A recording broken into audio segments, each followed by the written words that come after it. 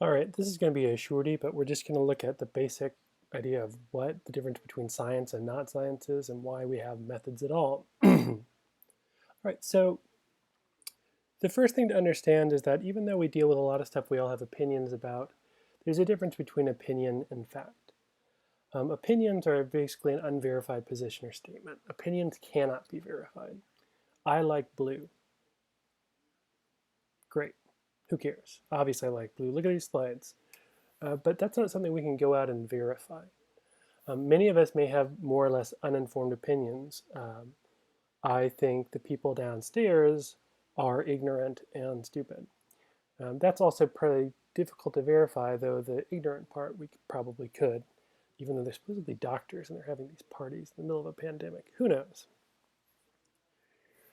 Facts, as we know them, are the result of consensus of the scientific community. And what that means is that scientists have researched an issue, they've come together, they've debated, they've discussed, and they've generally said, yes, this is a thing that we think we know. Right?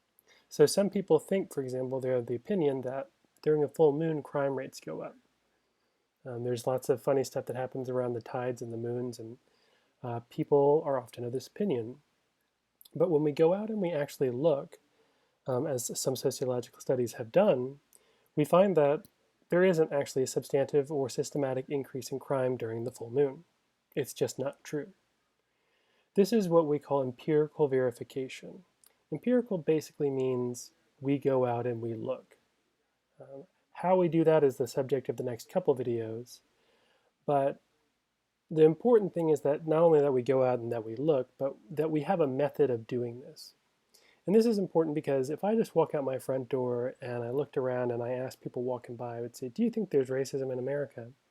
I'm in a pretty white neighborhood. So most people might say, well, not these days, but might usually have said no. Because, hey, they don't really experience it that much. That's not a very good scientific method. That would be what we call convenience sampling. It's convenient, but it's not very scientific because I'm only looking at one little chunk. So standards, methods serve as standards. Standards for gathering that information. Someone would tell me if I submitted that to a journal or to get a book published, they'd say, no, you have to go ask more people. You have to go to different places. And that's really important. But not only that, once I get those responses, there are standards for how I analyze that data, how I look for the patterns. There are standards as well for how we publish. Many students aren't really aware of how scientific publishing works, but there's a long process of submitting to journals where other scientists read my work and tell me whether it's crap or not. We spent half a year publishing one of the articles I've worked on. It's not uncommon in big journals to take up to 2 years to publish a piece of research. Ultimately, what these methods are standards for creating knowledge, and that's really what we do in science. We want to create knowledge about the world.